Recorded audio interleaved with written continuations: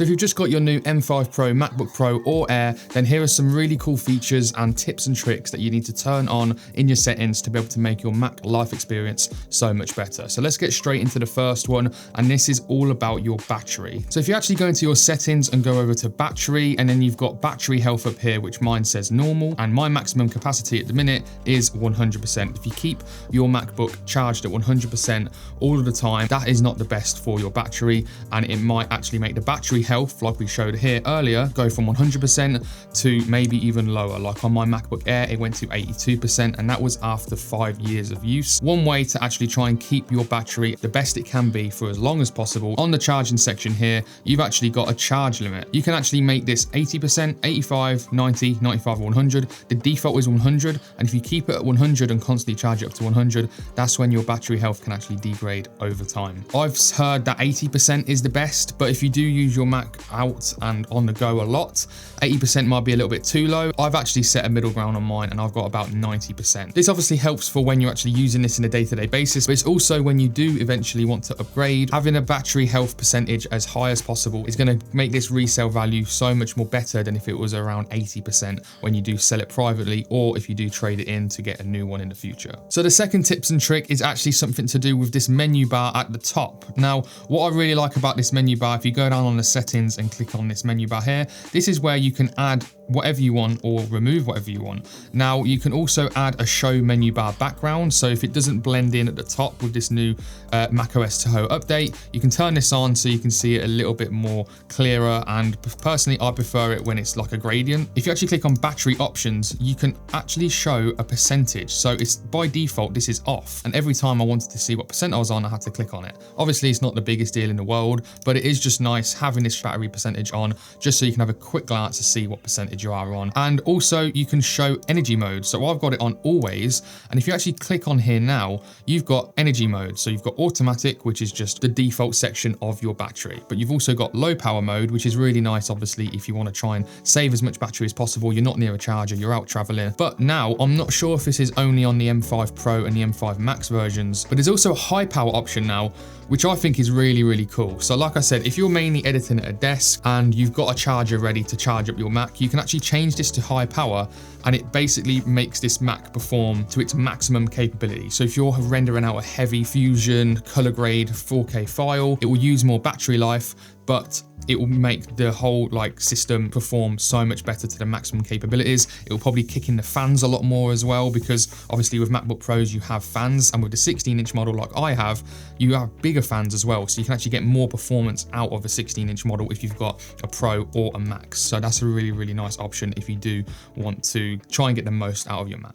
If you're enjoying this video so far and also finding it really helpful, then it'll be great if you could hit that subscribe button so you don't miss out any videos on this M5 MacBook Pro and other tech related videos that I have coming up in the future. Now, another really cool tip, which I think is absolutely game changing, and when I found out this, I've done it for pretty much everything, and that is how you can get Netflix, Prime Video, YouTube, Gmail down here. Well, how have I got all of these apps? Well, if you actually use Safari and you type in something like, let's say, YouTube Music, there's a really, really cool option in this to be able to make this website on Safari your own shortcut app at the bottom on your dock. So if you actually load up the website that you want, and then you go up to File, you scroll down, and literally all you have to do is click Add to Dock.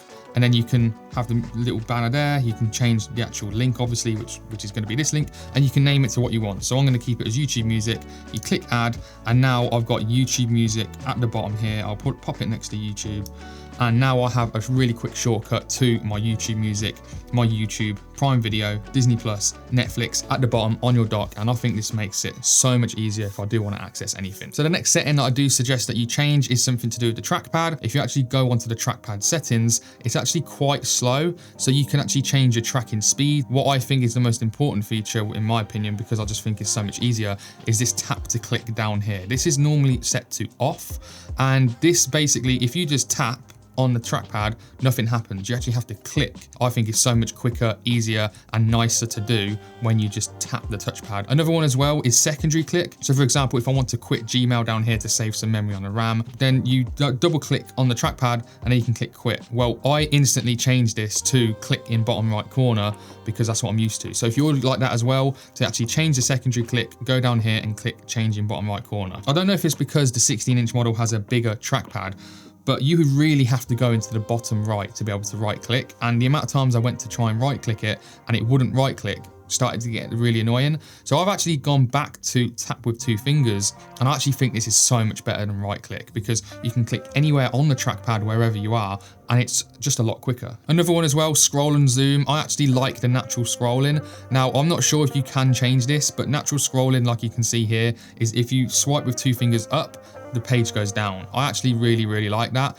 But for some reason, if you're editing on a mouse, it's the opposite. So if you scroll down, it goes up, which actually, no, it does make sense. But for some reason on a mouse, scrolling down makes more sense for it to go down than up. But on a trackpad, I like it scrolling up, going down.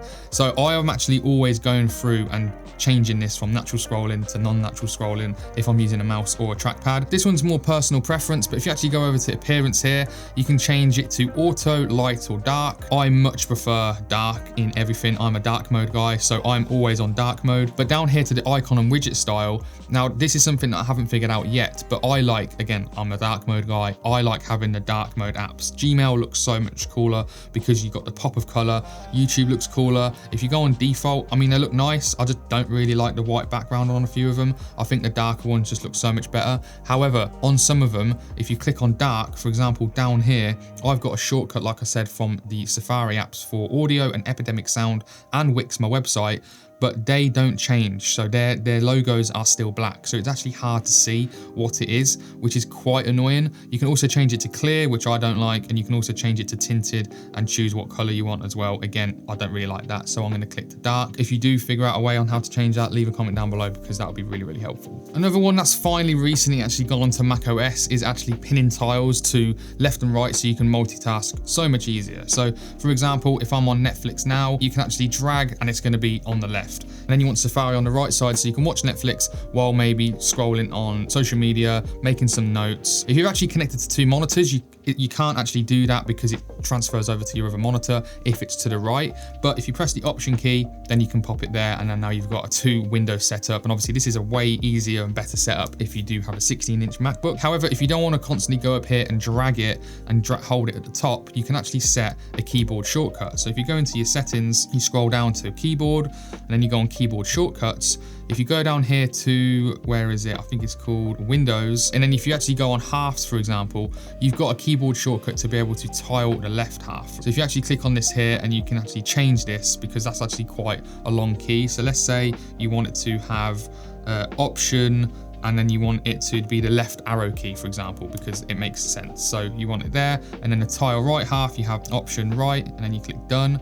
So whatever you're hovering over now, if you click Option left, it pins it to the right, Option right, and then you've got it there. So you've got some really nice keyboard shortcuts to be able to change whichever one you want. So you don't have to go up here and click and drag. You just click anywhere on the screen and then Option right, Option left. Now, another really cool feature that I think so helpful is literally just a keyboard shortcut to be able to search anything on your Mac. So all you have to do is click Command space, and now you've got this search bar to search absolutely anything. If I want Netflix, I've got my Netflix shortcut app at the bottom. If I want to go to system settings, I've got system settings. If I want DaVinci Resolve, bang, I can open that straight away, and it's as simple as literally clicking Command space. I think it's really cool. So another really cool thing about the Mac is something called hot corners. And if you don't know what hot corners are, if you go into settings again and you scroll down to desktop and dock, scroll all the way down to the bottom, and you've got hot corners. Now, hot corners are basically, at the minute, this is the default setting. So if you actually go to the bottom right of the screen, you've got a little section here with your notes. And if you click on that, you can actually start typing in whatever you want, and you've got an access to a quick notes. But you can also have the top right, top left, and bottom left to change whatever you want. So basically, I like to have the top right one on notification center.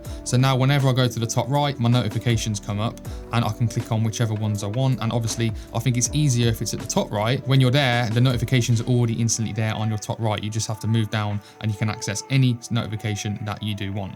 On the top left, what I like to do is, at the minute, I've got screensaver. If ever I just want to start my screensaver, put top left, and now my screensaver starts. So that actually just stopped my screen recording, so I won't do that again. But you can actually, for example, if I go back to the hot corners one, I've got it set to desktop at the minute. So if you go up here, you just access instantly to your desktop. But I actually prefer this at screensaver at the minute. And the bottom left, I've actually got to if I can find it, apps. So all I have to do is go to the bottom left and then all of my apps pop up and I can scroll down and find whichever one I want. I think you highly recommend turning them on because obviously by default, it's only the quick note. And the last setting that I want to talk about today is to do with the Finder section. Now the Finder is actually quite messy when you do open this up. So on the left-hand side, this is what I've got at the minute. So it's quite clean, quite minimal. If you actually go onto the settings and go onto the sidebar, normally you've got recents, you've got shared, you've got movies, music, pictures, applications, iCloud Drive, and as you can see, this gets quite messy quite quickly. So all I've got is my Sam's MacBook Pro,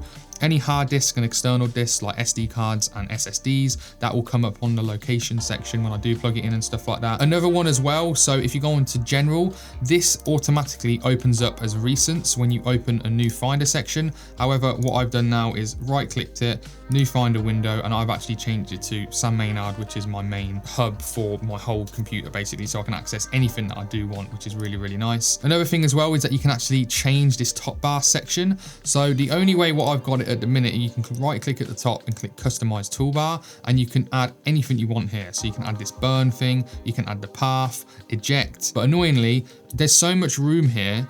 If I wanted to add a new folder, my view section goes down to that, which is obviously not the biggest deal in the world because now if I want to change the view, I can click icons as list, as columns, as gallery. So I've got more room up here to be able to add whichever one I want. And I've also added airdrop, which is nice. So if I go over to this, for example, and I want to airdrop this template project, I just click airdrop. I've got my action, so I've got pretty much anything that I want here. So I've got get info, rename. Annoyingly, if you do know how to customize toolbar to add more like a share button, and keep that there because there's so much room there, then let me know. So that's why at the minute, all I've got here is this. That's everything anyway. If you did find this video helpful, then please hit that subscribe button and hit that like if you did enjoy, so you can see more videos on this M5 MacBook Pro in the future. So thank you very much for watching. I hope you enjoyed, and I'll see you on the next one. See you later.